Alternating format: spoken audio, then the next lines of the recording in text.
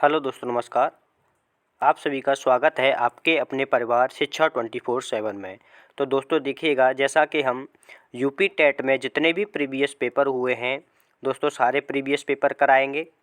सारे सब्जेक्ट के अलग अलग हम आपको प्लेलिस्ट प्रोवाइड कराएंगे, जैसे हिंदी, बाल विकास एवं शिक्षण शास्त्र, ईवीएस, पर्यावरण, गणित, हिंदी, संस्कृत। तो दोस्तों एक एक करके हम सारे प्लेलिस्ट आपको उपलब्ध करा देंगे।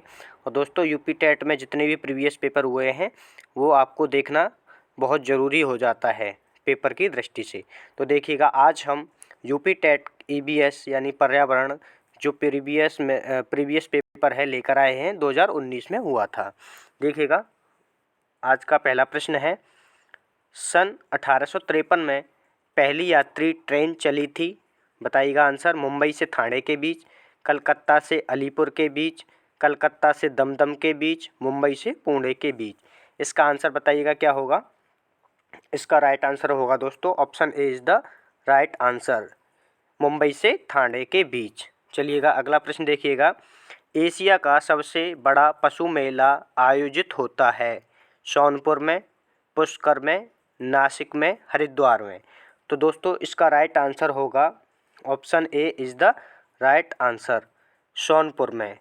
पशुओं का सबसे बड़ा मेला कहाँ लगता है? सोनपुर में। चलिएगा अगला प्रश्न देखिएगा, राष्ट्रीय एकता परिषद की स्थापना हुई 1961, 1971 में, 1981 में, 1951 में। तो इसका आंसर होगा ऑप्शन ए 1961 में। ठीक है। चलिएगा अगला प्रश्न देखिएगा, समता के अधिकार का उल्लेख संविधान के किन अनुच्छेदों में मिलता है? यानी कि समानता का अधिकार संविधान के किस अनुच्छेद में मिलता है? अनुच्छेद 14 से 18, अनुच्छेद 23 से 24, अनुच्छेद 25 से 28, अनुच्छेद 19 से 22। तो दोस्तों इसका आंसर होगा अनुच्छेद 14 से 18। जो समानता का अधिकार है वो अनुच्छेद 14 से 18 में मिलता है। Option A is the right answer. चलिएगा अगला प्रश्न देखिएगा, किस देश में लचीला संविधान लागू है? चीन, अमेरिका, यूनाइटेड किंगडम, भारत। इसका आंसर बताइएगा क्या है। Option C is the right answer, United Kingdom में लचीला संविधान लागू है। अगला प्रश्न देखिएगा, निम्नलिखित में से किस प्रदेश में रेंडियर पाया जाता है? गर्म मरुस्थल, मानसून, टैगा, टुंड्रा प्रदेश। तो इसका आंसर होगा option D is the right answer, tundra प्रदेश में रेंडियर पाया जाता है। अगला प्रश्न देखिएगा, निम्नलिखित में कौन सा एक घास प्रदेश नहीं है? Compass, downs, prairies, pampas. तो इसका आंसर होगा option A is the right answer, compass घास प्रदेश नहीं है। डाउन्स भी है, प्रेरीज भी है और पंपास भी है, लेकिन option A is the right answer, compass घास का मैदान नहीं है। अगला प्रश्न देखिएगा, जनसंख्या के आकार के अनुसार बृहत्तम महाद्वीप है? उत्तरी America, Asia, Africa, Europe. Answer बताइएगा इसका क्या होगा। Option B is the right answer, Asia महाद्वीप जनसंख्या के आकार के अनुसार सबसे बड़ा महाद्वीप है। ठीक है। चलिएगा अगला प्रश्न देखिएगा, भारत में थारू जनजाति कहाँ निवास करती है?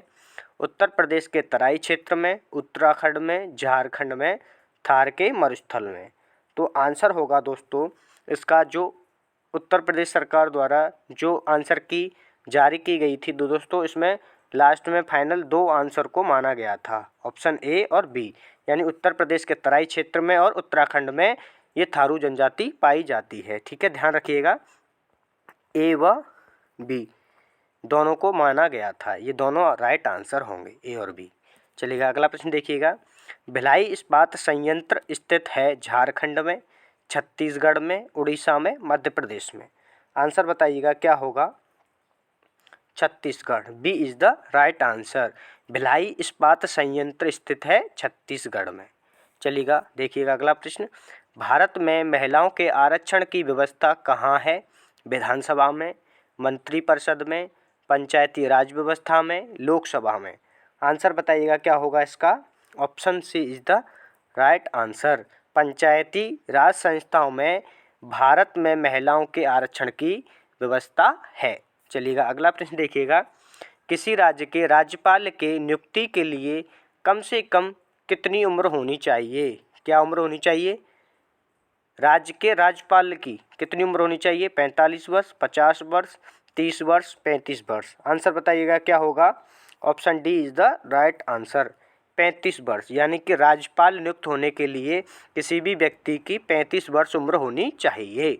चलिएगा अगला प्रश्न देखिएगा, सूची 1 और सूची 2 में सुमेलन करने हेतु सही कोड चुनना है। देखिएगा सूची 1 में और सूची 2 में क्या देखा है? भारतीय संघ, राज्य, नगर निगम, ग्राम पंचायत, प्रधानमंत्री, सरपंच, राज्यपाल, मेयर। बताइएगा आंसर क्या होगा इसका? इसका आंसर होगा दोस्तों बी।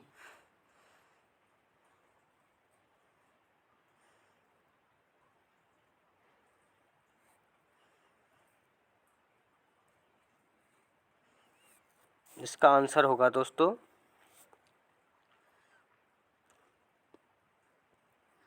बी। ठीक है,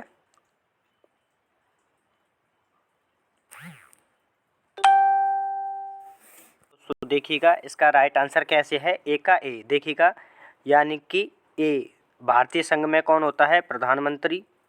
राज्य में होता है राज्यपाल। नगर निगम में कौन होता है दोस्तों? बताइएगा मेयर। और ग्राम पंचायत में सरपंच। ठीक है, ये आंसर होगा ऑप्शन बी यानी 2 राइट आंसर। ठीक है, चलिएगा अगला प्रश्न देखिएगा, अनुच्छेद 356 का प्रथम प्रयोग कब और कहाँ हुआ था? बताइएगा आंसर। केरल 1959, जम्मू और जम्मू कश्मीर 1956, मध्य प्रदेश 1957, बिहार 1958। तो इसका आंसर होगा दोस्तों केरल 1959 और A option is the right answer. चलिएगा अगला प्रश्न देखिएगा, नगर निगम द्वारा कौन सा कर लगाया जा सकता है? गृह कर, चुंगी कर, उपयुक्त सभी, मनोरंजन कर। तो बताइएगा 15 का आंसर क्या होगा? Option C. देखिएगा गृह कर भी लगाया जा सकता है, चुंगी कर भी लगाया जा सकता है, मनोरंजन कर भी लगाया जा सकता है, यानी उपयुक्त सभी नगर निगम द्वारा कर लगाए जा सकते हैं। अगला प्रश्न देखिएगा, संसार का सर्वाधिक साम्यकारी जलीय खरपतवार जिसे बंगाल का आतंक भी कहते हैं वह है? एकोर्निया, क्रॉसपस ज्वालकुंभी, पार्थिनियम, हिस्टेरोफस कांग्रेस घास, लैंटाना कैमारा, सिनोडोन, डेक्टाइलोन, दूब घास। तो इसका आंसर बताइएगा क्या होगा? इसका आंसर है दोस्तों option A is the right answer, Eichhornia crassipes जलकुंभी। ठीक है, अगला प्रश्न देखिएगा, वायरस के अजैविक होने का लक्षण है? इसमें प्रोटीन नहीं पाया जाता, यह प्रजनन नहीं कर सकता, इसको क्रिस्टल के रूप में परिवर्तित किया जा सकता है, इसमें वंशानुगत सामग्री नहीं पाई जाती है। आंसर बताइएगा इसका क्या होगा? Option C is the right answer, इसको क्रिस्टल के रूप में परिवर्तित किया जा सकता है। अगला प्रश्न देखिएगा, पादप हार्मोन्स जो फलों को पकाने में सहायता करता है? Oxygen, cytokinin, gibberellin, ethylene. इसका आंसर क्या होगा बताइएगा? Option D is the right answer, ethylene. जो पादप हार्मोन्स जो फलों को पकाने में सहायता करता है वो है एथिलीन। अगला प्रश्न देखिएगा, स्वतंत्र रूप से भूमि में रहने वाला अवायवीय जीवाणु जिसमें नाइट्रोजन N2 स्थिरीकरण की क्षमता होती है वह है? Rhizobium, Clostridium, Vibrio, Azotobacter. तो आंसर बताइएगा इसका क्या होगा? B is the right answer, Clostridium. चलिएगा अगला प्रश्न देखिएगा, किस प्रकार का DNA कोशिकाओं में सामान्य रूप से पाया जाता है? C DNA, B DNA, Z DNA, A DNA। Answer बताइएगा, option B is the right answer, B DNA। ठीक है, अगला प्रश्न देखिएगा, निम्नलिखित में कौन सा अचल जीव का उदाहरण है? Leech, chiton, Echinus, Euplectella. Answer बताइएगा क्या होगा। इसका आंसर होगा दोस्तों D, Euplectella. D is the right answer. अगला प्रश्न, प्रोटीन अणुओं की इकाई है वसा अम्ल, अमीनो अम्ल, विटामिन, ग्लूकोज। तो इसका आंसर बताइएगा क्या होगा। अमीनो अम्ल, B is the right answer. Option B is the right answer, amino अम्ल। अगला प्रश्न देखिएगा, निम्न में से कौन सा अंगक पादप कोशिकाओं में अनुपस्थित होता है। लवक, रक्तिकाएं, तारकाय, सेल्यूलोज कोशिकाएं, भित्ति। तो इसका आंसर बताइएगा क्या होगा। सी इज द राइट आंसर, तारकाय। ठीक है। अगला प्रश्न देखिएगा, मनुष्य के शरीर में सबसे बड़ी ग्रंथि है पीयूष ग्रंथि, अधिवृक्क ग्रंथि, यकृत, अग्नाशय। तो इसका आंसर बताइएगा क्या होगा। यकृत। Option C is the right answer. मनुष्य के शरीर में सबसे बड़ी ग्रंथि है यकृत। चलिएगा अगला प्रश्न देखिएगा, प्रश्न नंबर 25। उत्तर प्रदेश का राष्ट्रीय पक्षी है मोर, गौरैया, तोता, सारस यानी क्रेन। तो इसका आंसर होगा दोस्तों option D is the right answer, सारस। उत्तर प्रदेश का राष्ट्रीय पक्षी है सारस, इंग्लिश में क्रेन। अगला प्रश्न देखिएगा, पूर्वा किस अधिवास में शामिल है। ग्रामीण, रेखीय, नगरीय, अपखंडित। तो इसका आंसर बताइएगा क्या होगा। Option A is the right answer, पूर्वा ग्रामीण अधिवास में शामिल है। अगला प्रश्न देखिएगा, कौन सा ज्वालामुखी पर्वत है। Ural, Appalachian, Kilimanjaro, Aravalli. बताइएगा आंसर क्या होगा। इसका आंसर होगा option C is the right answer, Kilimanjaro एक ज्वालामुखी पर्वत है। ठीक है। अगला प्रश्न देखिएगा, एलिफेंटा द्वीप अवस्थित है। गोवा तट, मुंबई तट, गंगा डेल्टा, कच्छ तट। इसका आंसर होगा option B is the right answer, Mumbai तट।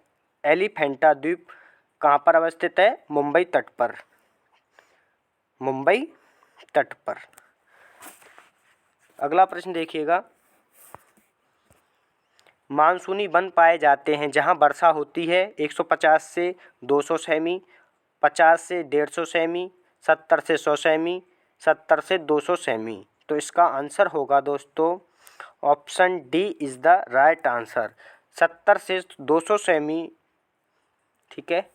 अगला प्रश्न देखिएगा, कार्बी एंगलोंग विस्तार स्थित है। प्रायद्वीप पठार, तिब्बत, हिमालय, शान पठार। इसका आंसर होगा दोस्तों option A is the right answer, प्रायद्वीप पठार। तो दोस्तों हम आशा करते हैं कि सारे प्रश्न आपको समझ आए होंगे। तो दोस्तों इसी प्रकार हम सारे प्रीवियस पेपर आपके सामने लेकर आएंगे। ठीक है। और पीडीएफ भी आपको मिलेगी दोस्तों। वीडियो के डिस्क्रिप्शन में आपको यहाँ से पीडीएफ भी डाउनलोड करने के लिए मिलेगी, और सारी पीडीएफ मिलेंगी और सारे प्रीवियस पेपर एक एक करके कराए जाएंगे। सारे प्रीवियस पेपर प्लेलिस्ट द्वारा आपको उपलब्ध हो जाएंगे। यूट्यूब चैनल पे प्लेलिस्ट में ऑप्शन में जाना, वहाँ सारे प्लेलिस्ट में सारे पेपर मिल जाएंगे, हिंदी, ईबीएस, सीडीपी, गणित, संस्कृत। ठीक है।